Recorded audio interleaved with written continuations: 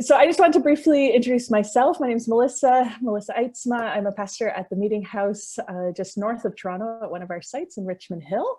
I have the privilege of hosting this conversation, so my role is really just going to be throwing some questions out there, getting the conversation going, and we hope this to be a time where we can share with each other, learn from one another. We have two experts in the room who are going to help lead some of that, but I know all of us carry different experiences that we can give and share, and that's, I think, really honoring the collective part of Jesus Collective too, right? That we want to be a learning group together, and reminding ourselves that none of us can really be experts in this. John Hand said that a couple of times yesterday, that we've never gone through a global pandemic before and how to pastor and care for people in the midst of that. So we're all learning this together. We want to make this time not just an information dump, like another workshop that just gives you more information that you leave just feeling overwhelmed. We actually want to practice how we can care for ourselves and be aware of our own mental health, even in this space together. So we're going to be practicing some breath prayers and really forming that space to receive this information and learn together in a place of calm and acknowledging the presence of God in the midst of it. So yeah, we're also going to have a time of Q&A at the end of this, or halfway through. So if you have any questions that are stirring, take note of those already, and we'll hope to answer them and learn together. So I'm going to throw it over to Rod to introduce us. Rod's one of our contributors today. I'm Rod White. Thanks for being here. I'm from Philadelphia. I'm the development pastor for the Circle of Hope Network, and I'm also a psychotherapist and spiritual director, sometimes a professor. You know, those the many hats we all wear. So glad to meet you. Great. Thanks, Rod. And our other contributor this afternoon is Kathy Bernard. Good afternoon, friends. Yes, I'm Kathy Bernard. I am also a registered psychotherapist, and I am currently the Care and Prayer pastor out of the Meeting House, the Oakville site. So I am going to just start us right off on a great foot, I think. I'm going to invite you to develop a breath prayer. In a little bit, as we get into the session a little farther, we're going to talk about the benefits of breathing and breath prayer, and I love that this combines both. So give me a moment. I'm going to pray, and then I'm going to lead you in creating a breath prayer. Holy Spirit, you are welcome here. And God, we thank you that technology and location is not a challenge for you at all, that you are here with me as you are with my brothers and sisters here on the screen. Father, I just pray that this will be a time of blessing. Father, I give permission for you to speak your words through me. God, we ask for your blessing on this time, that you will be here and be present. For we ask it in Jesus' name. So I would invite you just to get comfortable wherever you are.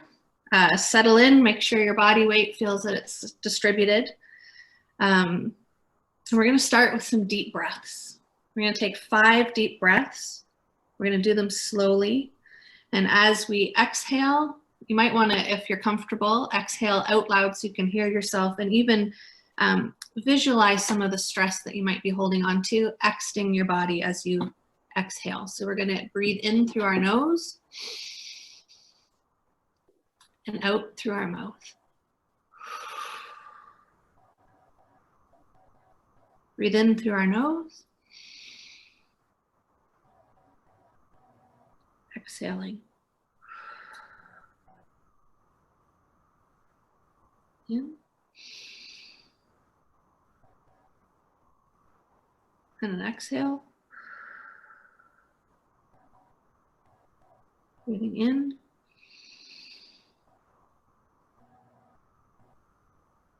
And then exhale. We're just going to allow our breath to find its natural place, its natural pace. We're going to take this moment to be a moment of prayer and reflection. What is your deepest and truest desire in life right at this moment? If you find that maybe your desire feels a bit tacky or too worldly, just try and suspend judgment and instead look at what's at the base of that desire. When you check in with your deepest and truest self, when you feel what's in your heart, what is it that you want from God?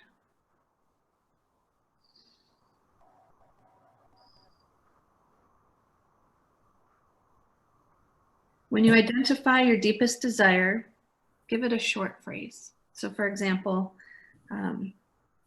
perhaps it's peace or inner peace.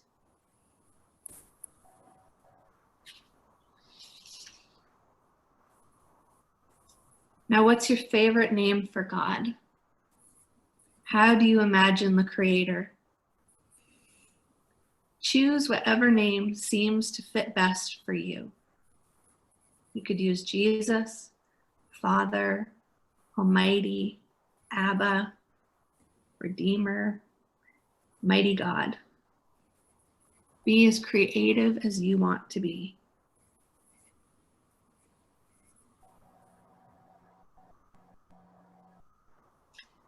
Now combine your name for God with your heart's desire.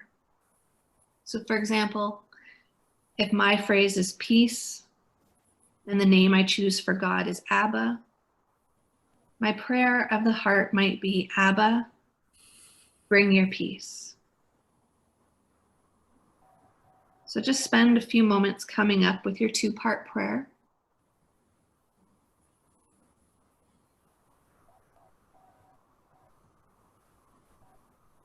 And if you have that ready, begin to say either aloud or silently your phrase. You can inhale in the name of God and exhale on your desire, or vice versa. And we'll just spend a few moments breathing this prayer. Make it your own and allow God to inhabit it.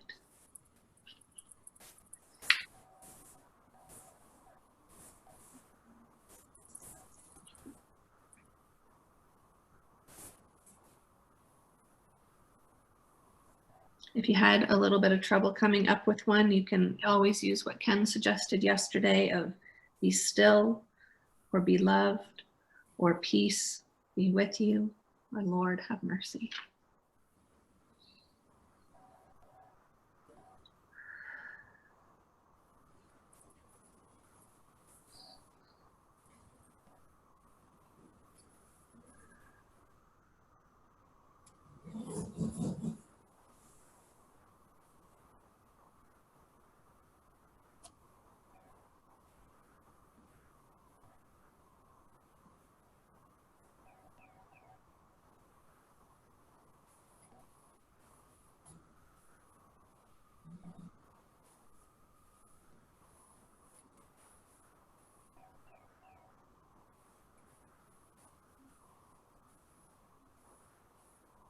We're going to come back to this prayer a few times throughout the session today.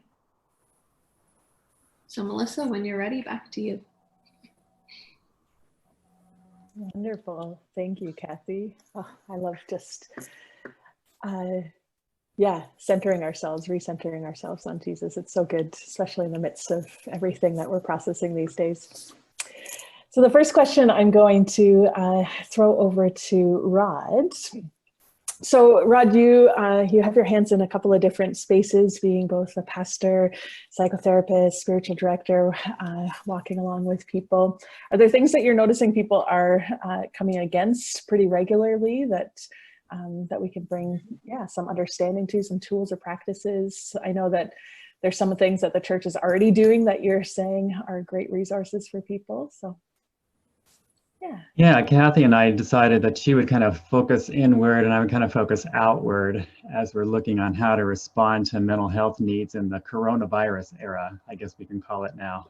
We're in it, and who knows how long it's going to last. I think you probably feel you're in the thick of this too. I know I feel like that. And so there's a lot of things to talk about, but I just have 3 ideas to venture. The first one I thought of was to respond to the mental health challenges that other people are having. It would help if we clarified our own story. Our narrative matters. You know, and this whole conference is trying to come up with a Jesus-centered narrative that we can begin to share. And so when we are interested in our self-care or other care, I think it'd be good if we were aware that we also have a set of assumptions. We have a narrative that we tend to run by, whether it's conscious or not. And I'm from the United States, and I don't know how many of you are, but right now, one of the prevailing assumptions, or like I think a narrative we've got going, really could be called denial. We're practicing denial or just like wishful thinking. I know my president is, but I think many Christians are too. And I wish that the Jesus followers innately felt like they were an alternative to much of this. But by and large, I think we are also moved around by the government and the media and the corporations. And so I think, you know, we really have to kind of try to refocus and get a narrative that makes sense to Jesus and to us. You know, so I was just suggesting to people this week, you know, would you write down, you know, like your favorite name for God, or who you really are, or what it is that you really desire? What is it that is really you and in this moment, and treasure it? You know, like they used to talk about tie it to your forehead, you know, write it on your doorpost, so to speak. Because mental health includes fighting sin and death with understanding, with meaning, with hope. And so our story or our narrative is an important tool. So that was one thought. The second one is if we want to respond to the mental health needs of the moment, let's do the best we can with what we've got. I don't know how aware you are of this, but I'm a little disturbed by the amount of help that people are not receiving. There's a pandemic of anxiety and depression around me, and I think it's brewing. It's going to boil over before too long, because the resources that the world had to offer before this trouble started accumulating weren't adequate then. And so now the resources for people are really inadequate. People are isolated and they're troubled. In our country, there's a huge increase in drug use right now that we're monitoring everything, and we're monitoring that. There's a dramatic spike in suicide. And so we have people marching on my state capitol to demand that we open up the community faster, and they're carrying guns to do it. You know, so the virus is going to spike too in the coming months, they say.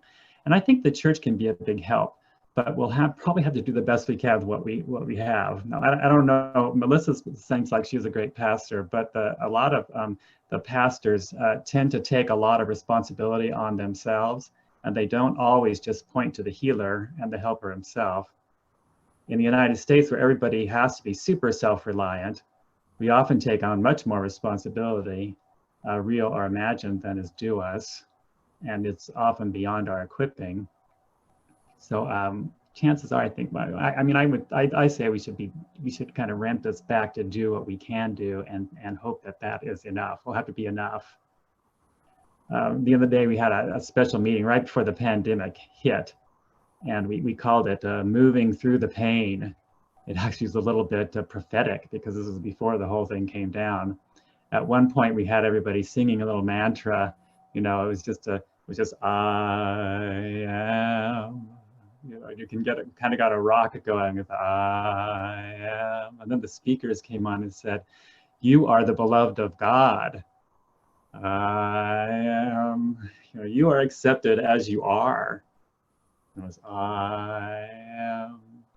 You are not condemned. You're saved. You know, this went on for quite a while till people could kind of get the rhythm. No, really, I am enough right now in this moment. You know, caregivers need that, especially if you're looking outward, trying to help people. You have got to be enough as you actually are. and you need enough rest and attention to yourself to make that real. So Kathy's going to help us more about that in a minute. But my idea was more, if we're going to be out in this unlimited opportunity for caregiving, I hope that we'll be aware of our limitations. Because if we think we are unlimited, then our limitations become even more tragic.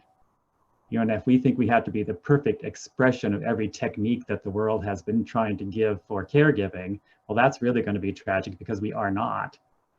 And Jesus is the best thing that we can ultimately give people, you know, rather than all this amazing help. And I don't know if I'm a doctor, so I went through all that education to prove myself to be unlimited. But the more I practice, the more limited I get. And now that we have this big field, boy, I really have to try to keep track of that, because it's easy to just go to bed at night totally anxious about what I haven't been able to accomplish. We'll have to really hang on to Jesus and be who we are. The last thing I have to say, I think, is probably the most relevant, because it's in order to respond to the mental health challenges right now, people really need to become aware of their resources. You know, I suppose this is happening with you too. Maybe you do this, but a lot of people go online to get an idea of what's going on with themselves. That's one of the first places they go. They tend to get drugs and diagnoses for mental and relational and even spiritual health from their GP. We call them general practitioners where we are. I don't know what you call your main doctor, but their intern may be supplying them with drugs. They don't know what to do, and they take whatever advice is at hand. And the church often hands people over to experts, and isn't their first line of help. But I think it really could be. So to try to be that as the church, it makes some sense to have a process in mind for how people can get some help, since you can't provide it all. You know, how are they going to get some help? If you welcome people into the church, there's an implicit contract that you're going to care for them in some way. Well, how do we do that? And I think for finding out that our assumptions before was based on, well, people don't need a lot of care, and they do have insurance, and they can do whatever they need without me. But now they can't do that. That's not really working out that well. And so now we become even more necessary. So what do we do? Here's a couple of ideas. Recently, our church came up with this doc where we reframed our church as a place of receiving mental health care. You know, how can people cooperate with the resources that they're already given and actually consider that a way to get some mental health care rather than just searching around on the internet for it. For instance, if you have small groups in your church, great place to get some mental health. I mean, obviously, I shouldn't say obviously, but sometimes the small groups are really more about doing work and being good than they are about being vulnerable, which often makes being vulnerable feel even worse. But that's not across the board, I hope, because they could be really useful. I know ours are, and you know, I hope our pastors will all write like a series of blog posts to explain to people, no, this is how you can use this to make really, you know, receive the help that you need. The church really is a mental health agency. Another aspect, perhaps, the world's moving into teletherapy and tele-everything, right? I see clients online. I even do spiritual direction online. There's a lot of negatives to that. But the positives include that the therapy has gotten out of the building, out of the bureaucracy, out of the medical model, and into the homes of troubled people. And sometimes it even encourages their, you know, family to get involved. You know, it's sort of like Jesus going to your house when your mother-in-law is sick. You know, and so, Melissa, you should probably do a Jesus-centered sermon about the blessings and limitations of online interactions, but also ask people for an invitation to do a screen visit in their house. You know, let's gather the family all up and have a visit from the pastor. And it's a new opportunity that they're open to that now. And I think that could really be a mental health boost. You know, it can get right into the family system. Finally, one last thing, which is kind of attached to the first one, a literal resource list would be nice. The first part of it would be how the church is a mental health agency. And then you'd move on with a guide to resources that you prefer for them to find online. You know, that I say the internet is rarely the friend of the unhealthy. And it would be nice if they had a guide to things that you have already researched for them. You've already found out that they are good. You know, there is assessment tools for people online to see if they are actually facing a mental health crisis. You could tell them which one they could look at. You could publish the hotline numbers and the websites, and then you could talk about the hotline numbers and the websites in the Sunday meeting, on the online meeting, so that they know that they actually exist and you are actually verifying them. You could be collecting all the community resources that the church people already know about. A lot of people are already caregivers in the church. You know, what do they know about the resources? And you could write them all down so people can find them. I always think this is kind of obvious until I meet with my clients who know nothing about any of these things. You know, and then I say, oh my goodness, I've just, you know, have been cheating them. You know, I should have been handing this out sooner. Where can they go if there's a medical health emergency?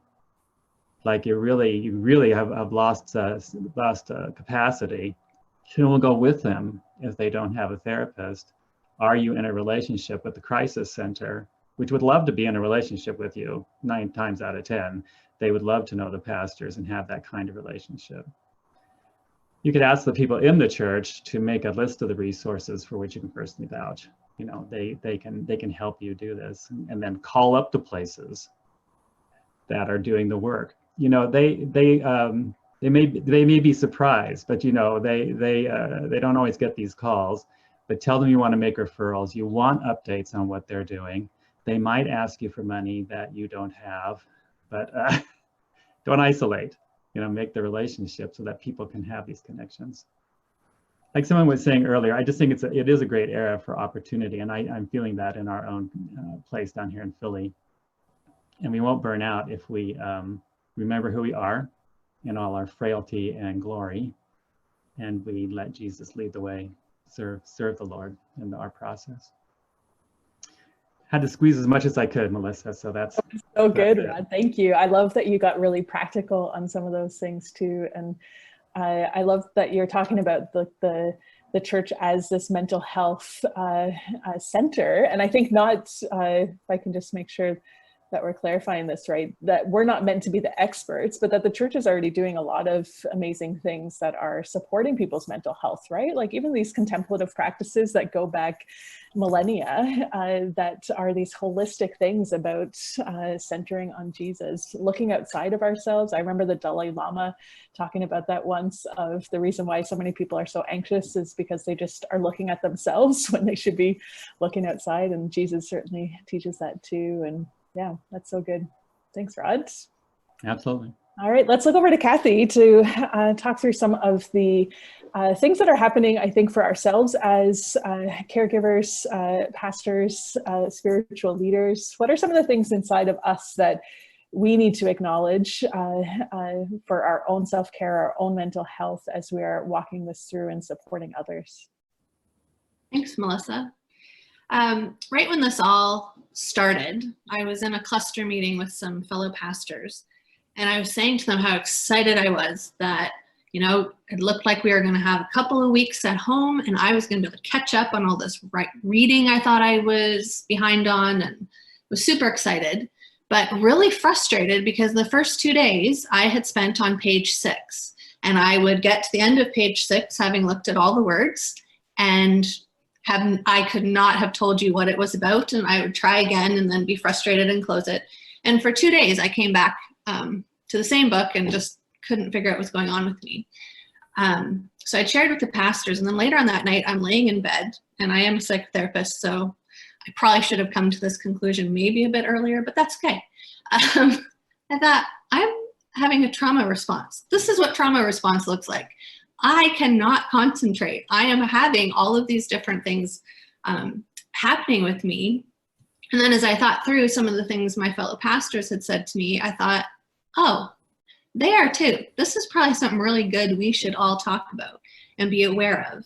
And I liken it to when you're on a plane and they explain about putting on your mask. You put on your mask first before you help others. And I think especially if you are in the kind of service that we are, we want to serve others first. That's what feels like the natural thing.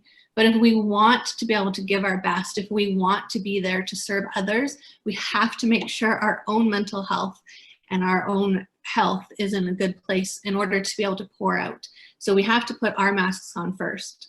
So I would say the first step in doing that is recognizing, and I will combine the two because I think due to the current circumstances, a lot of us are grieving. We're having a grief response, a trauma response, a crisis response, all kind of wrapped up into one real fun time for us right now. So maybe you're feeling these things, or maybe you'll identify it with the people you're working with or family and friends. So like I said, trouble concentrating. For me, I couldn't read a book. Some of my pastor friends were like, I tried to sit down and watch a movie and I couldn't even follow the plot. That was how they were experiencing trouble concentrating. Feeling sad, feeling hopeless, feeling overwhelmed, anxiety, guilt. This is a great time for guilt. I am working from home. I'm also a mother of 3. My 3 children all have some unique learning disabilities.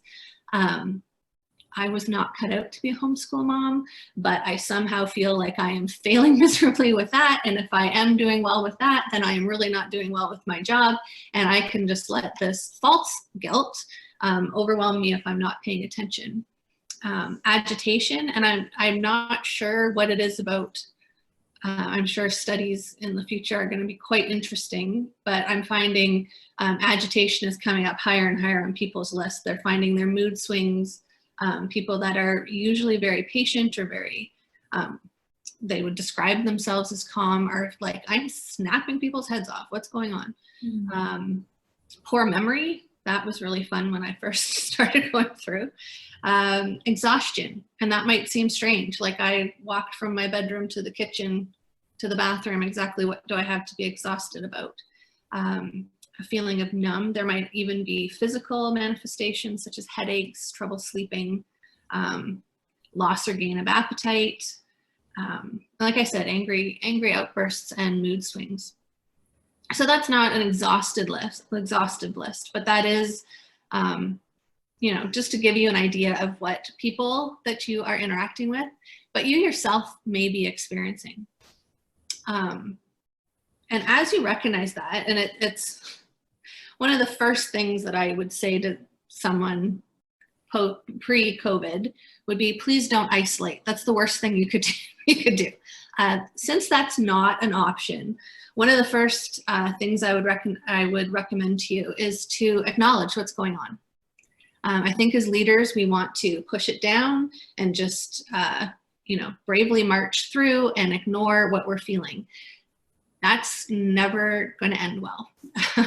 Maybe you will successfully soldier through this, but it's going to come back. And I think it's one of those times where you see someone having this odd where you're like, this reaction doesn't fit what's happening right now.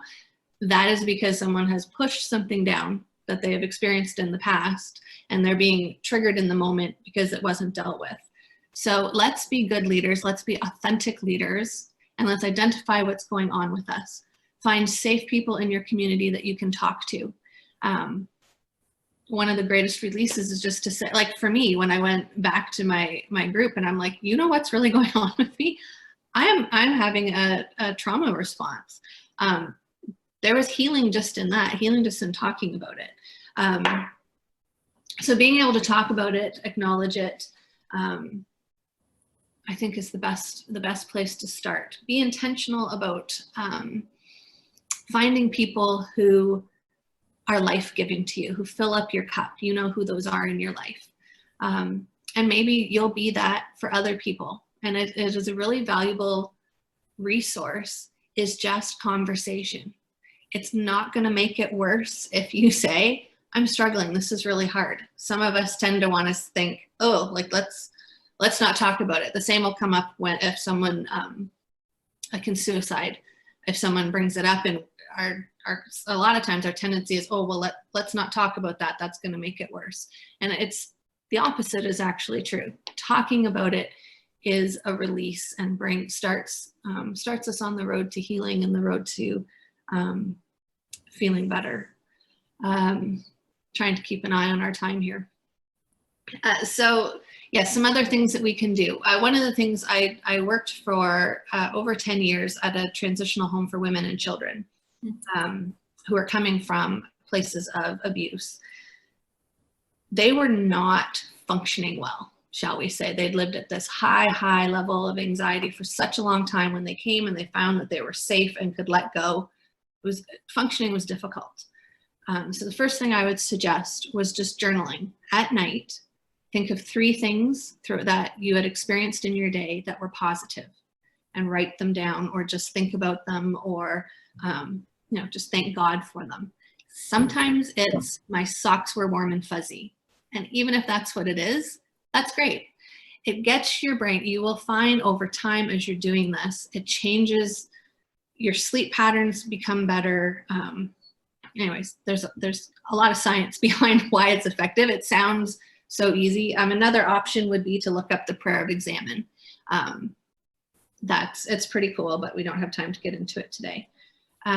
Maintaining a bit of a routine, but I will say, let's not compare ourselves to other people. As I mentioned, I'm now a homeschooling mom. And when I first, looked at Instagram and Facebook of my friends, I was like, oh my goodness, they have their children all nicely at the table and it was beautiful. It is not the Bernard house. That's just not how we are. We've decided what works for us is we love to sleep in and we love to stay up late. When else are we going to have this opportunity? We have fully embraced it here. I'm sure teachers wonder why they get reports at 10 o'clock at night, but that's okay, because that's what works for us. You do you. Figure out the routine that works for you. And you know what? If in 2 weeks from now you're like, that's fine. You're also allowed to switch it up. Do your best to stay in the moment, avoiding as much media as possible, as much, if you need to watch the news once a day, seriously. And there are amazing things on Facebook where you can block certain people. So this might be a season to put them on. It's not called block, it's called something else. But anyways, it helps, trust me. And you may find that it's really difficult to even think of words, to pray, for meditation, for just some quiet time with God. So I would suggest there's an excellent app. It's called Lectio 365. Aaron White and 24/7 Prayer was involved in that. They will read scripture to you. They will pray with you. You have the option of just having it read to you. You can follow along or you can do it yourself. That's a great one. Part of why I really wanted to lead off with the breath prayer is now you have some words. So exercise is one of those amazing things that triggers endorphins. I wish it wasn't true because I don't really like to do it, but it is true. So if you go for a walk and you can use your breath prayer, just have your breath and that prayer aligning with your steps. So yeah, just looking at the time, I'm going to take a minute now. Let's take a minute and go back to our breath prayer. And then when the minute's over, I will give it back to Melissa. So just taking a moment to get comfortable. We're going to breathe in through our nose. Exhale with our mouth, praying those words that we came up with earlier today.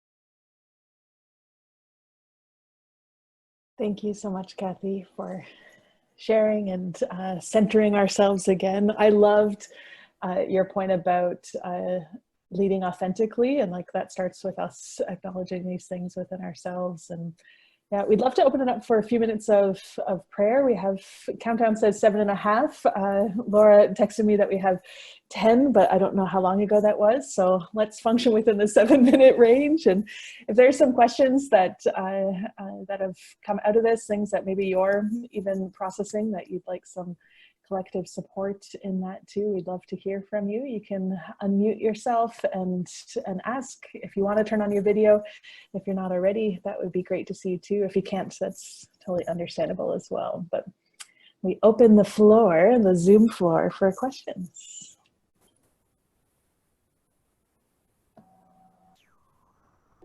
Is it okay if I ask them a question, Melissa? Of course, yeah. Because I'd like to hear one thing that your church is doing to respond to the coronavirus era that you think is cool or innovative or helpful in some way.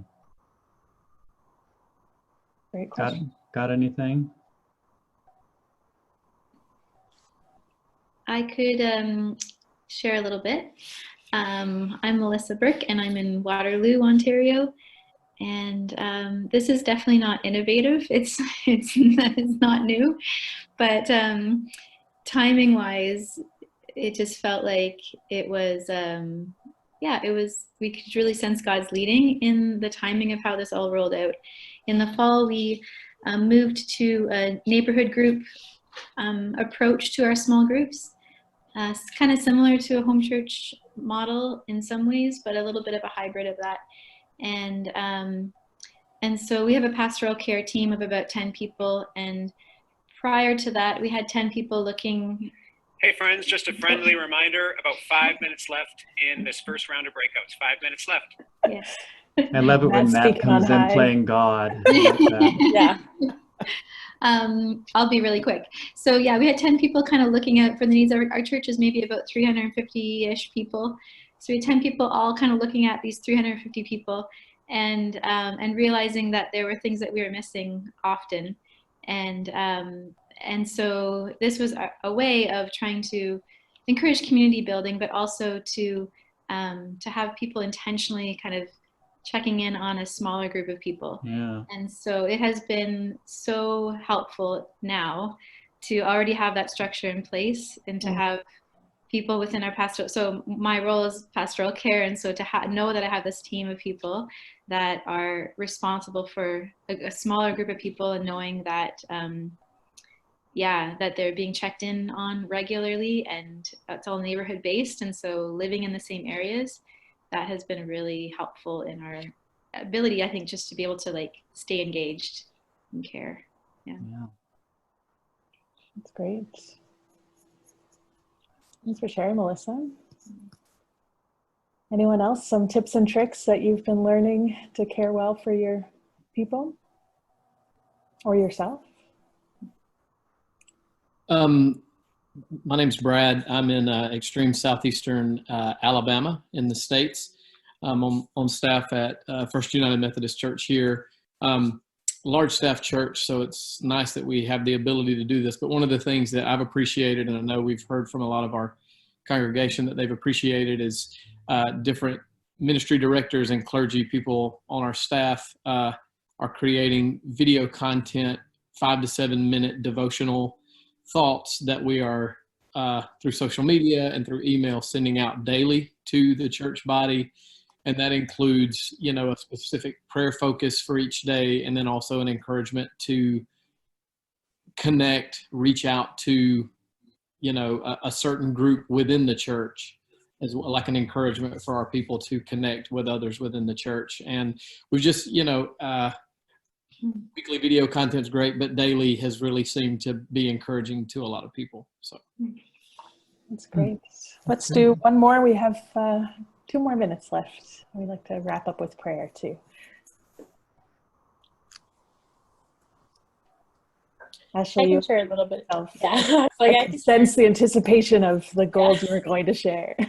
I don't know about that, but the crisis has really forced our hand to talk about mental health and emotional support sooner. I mean, we were getting there, but we just went through a transition into a lead pastor, and then COVID hit. So we're doing a lot of monitoring and whatnot, and we're just trying to make things available to them, whether it's apps, articles, local relief stuff, because I'm in Northern California, so some of our communities are having like the warm line instead of the hot line, just for like, and so we're just trying to point them in that direction of local relief efforts. But I love what Rod was saying about like the church as the first stop as the mental health agency. I think what we're going to try and do is shift that perspective. So a lot of good stuff here, but we're trying to take it all and condense it for our people of what's enough, what's too much. So we're just we have a team of people trying to figure that out. So yeah. That's really great. Thanks I for love sharing. the warm line thing. Yeah. Our city has one of those too. It's really, really useful. I've never even heard of that. I love that. Yeah. Yeah.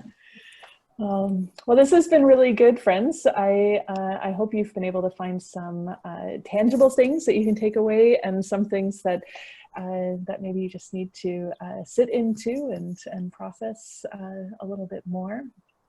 Kathy, I'd love to invite you to lead us in a final breath prayer and close off our session together before Matt comes on high and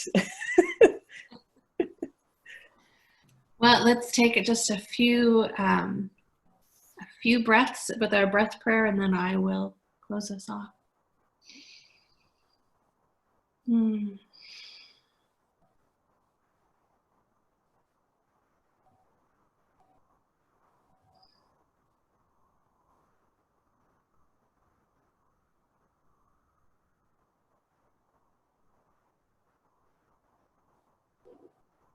Father, thank you for this time that we could spend together. Thank you for being here and for being with us. Father, I ask your blessing on this group of brothers and sisters throughout this day. And I just ask that any information or tools that we may learn today that we need, that Father, you will plant those deep, that they will root deep and grow in our lives. Thank you. In Jesus' name, amen.